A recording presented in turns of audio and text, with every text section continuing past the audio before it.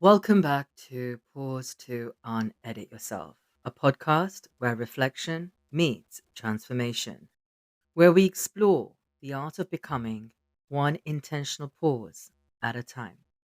I'm your host, Anushka, and each episode offers you a chance to press pause and explore bite sized insights and soulful reflections from my own journey of introspection in the hope it will help you too on your path of personal evolution. Whether you're feeling stuck, seeking clarity, or simply wanting to expand, my hope is that this becomes a space of inspiration and deep remembering, guiding you to evolve from within and uncover the infinite potential that lives inside each and every one of you. Thank you to everybody who continues to tune in on each episode. And it's really warms my heart to see how many of you are tuning in from all around the world. Where are you? So wherever you are today, just wanted to say a heartfelt thank you and thank you for sharing with your friends and family and whoever basically needs to hear this message. Today I wanted to peel back the layer of a topic which really has opened my eyes and my heart to the way that I now try to live my life. And that is really shifting perspective and living from scarcity and shifting to abundance. You might have heard it's been thrown around quite a lot this live an abundance mindset, have an abundance mindset. And what does it all mean? And so, if I told you that abundance isn't something that you need to chase, how would you feel about that? That it's not a goal for the future or a reward for doing more or being more or proving your worth. What if I told you that abundance is already here, right now, right with you? And so today we're unediting the story of abundance versus scarcity and what that story has been shaped by throughout our lives, rooted in fear, in pressure, and in conditioning beliefs. So let's dive in today and start by really defining what is abundance and what is scarcity. It's a good place to start. So, what I've discovered on this journey is that abundance is not just about wealth. And that's something that we've always been, I guess, led to believe that if you're abundant, that means it's automatically connected to how much wealth you have.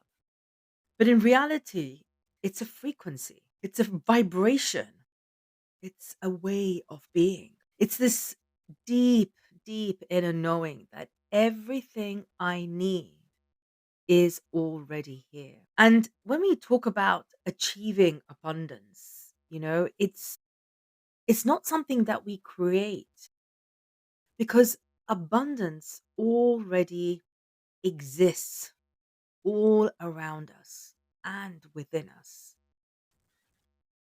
And what we actually create through our lives is this fear based limitations in our mind that believes that we are not worthy of abundance, of not living an abundant life. If we start to define it, abundance is really rooted in love because from abundance you give freely, you trust the flow, and you attract more abundance. The way that abundance speaks, says, I am worthy. I am enough now. I am whole and I'm complete. There is more than enough for me, for you, for everyone. However, scarcity, on the other hand, it's rooted in a belief of fear and ultimately in lack. And so when you think that you don't have, it's a mindset of scarcity. It's rooted in fear. And it shows up when you hoard, when you're afraid of taking any kind of action, when you think that you don't have something. I don't have a relationship. I don't have love in my life. I don't have this bag, or I don't have the life that I desire, for example. Okay. Lack attracts lack. And as you come from a place of lack, then what happens is that you attract more lack in your life. And the way that scarcity talks, it says there's not enough. There's not enough for everyone. Or I have to rush. I have to be somewhere. It's always in a rush. Or I am behind. Or I'll miss out. Or I'm not there yet. Yes, all of those things are living in a scarcity mindset because it's living in fear, which is ultimately living in lack, that you don't have something. So scarcity makes us believe that in reality that our worth is tied to some level of output, or that love, that time, that money, or even joy. All of those things are limited resources. But here's the thing: the belief in lack is at the root of all suffering. And lack, well, it creates more lack. And ultimately, your mindset decides the state of your world. So you're probably thinking, gosh, that is a lot to digest there. Okay, so let's just see now how some examples of how scarcity shows up in our lives. How do you actually know that you have a scarcity mindset? So when you start peeling back those layers, you start to realize of all of the stories that have shaped you. And then you start questioning and knowing what your worth is. And then you start realizing that you are worthy as you are. So, how does living in this scarcity mindset pair up with that? It doesn't, right? So, like from childhood, if you've grown up with stories like, you can't have that because we can't afford it, or it's too expensive, or money doesn't grow on trees, we don't have enough, save for a rainy day. Um, all of these things, you will grow up with the mindset of lack. And this is not to discount our parents, generations and generations before them. We can't really be too hard on them because they didn't know any better. They were also programmed into this mindset of lack as well, you see. And so you can see how it's been passed down through generations. But it's only with awareness that you are able to shift that mindset.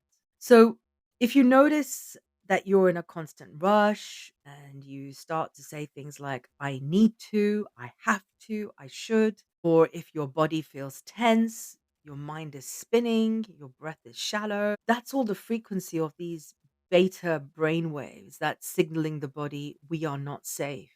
There isn't enough. We're falling behind. So, scarcity isn't always loud. It's very often subtle. These are the ways that it can kind of show up. It's that doubt that creeps in when, for example, you're, a business, you own a business, or you're an entrepreneur, and, you want to raise your prices. And so then you get this doubt coming in. Am I worthy enough to, I want to increase the prices? I'm going to lose all my customers, right? You're already preempting something, thinking that something is going to happen. And that's living in a scarcity mindset. It's that guilt you feel for resting. And this is a big one also that I've really had to shift my mindset with. And it's really the basis of pressing pause and everything that I'm doing here. And it's that guilt that you feel for resting, thinking that you're not worthy enough to take a rest, to press pause, that you need to be in that constant mode of doing all the time when actually we are human beings. It's the hesitation that comes up when to ask for what you truly desire. And at the root of all of it, quite often it's that subconscious belief, as I've said, it's that we're not worthy, that we don't actually deserve more. But on the other hand, abundance doesn't actually require any proof. It simply asks for presence. And why is that? Because the energy of abundance has already been given since the time of creation and it has your name on it. So when you have an abundant mindset, it is that of giving and not taking. When you're in a scarcity mindset, you're looking to take. And so you are losing that power to receive. And so the journey here is around shifting your whole consciousness to know that you are whole and complete and you don't need anything externally from anyone, and that you are coming from a place of giving and adding value. So a really good acronym to keep with you is ABG. Always be giving. Always look to give and not take. And what will happen in that process is that abundance will flow. Why? Because when you are looking to take, like someone's time, something from a situation, from a relationship, from a networking event, you're looking to fill a void because you are coming from a mindset of lack, thinking that you are incomplete. So, what does abundance feel like? Well, abundance is a frequency which is available right now. It embodies the belief everything I need is right here, right now, within me. When we're abundant, we feel calm, we feel relaxed, we feel at peace with what is. We're not in a rush and there's nowhere to go because we are already there. So, what happens is that our brain waves shift and the body feels safe, and then the energy becomes receptive. And it's from that space that actually creativity flows, ideas arrive, and opportunities align. The energy shifts from I need to I want to, I get to, I'm blessed to. Can you see that? How that might show up for you? Because tension is who we think we need to be. But in actual fact, the state of rest is who we truly are, that state of being. And even great spiritual masters all held a quiet presence of being relaxed, of not chasing. And they were fully rooted in the eternal now, in the full trust of the universe, the creator, the source. So, how do you shift into that abundant state? Well, the next time that you catch yourself in a rush, that you're anxious, or that you are looking for something to happen, pause. Take 3 slow breaths. Exhale the pressure and then come back to presence. Remind yourself, I have certainty that everything I desire already exists right now. There is nothing I need to wait for. I feel the fullness of what I long for now. These aren't just affirmations, they are energetic resets. And when you embody the emotion of having already received, what happens is that time actually bends and miracles arrive. The future dissolves into the here and now. So remember, you don't attract what you want, you attract who you are. And I love this quote by David Gehm, who says, "You are a magnet. When you become a magnet of wealth, you attract wealth. When you become a magnet of health, you attract health. When you become a magnet of love, you attract love. When you become a magnet of joy, you attract joy. You must become the magnet of whatever it is you want to bring it to you. Magnet comes first, manifestation is second. Manifestation is the effect of the magnet of you. How amazing is that? So the lesson here is become the magnet, be the wealth, be the love, be the joy, be the health, be everything that you desire because it exists right now.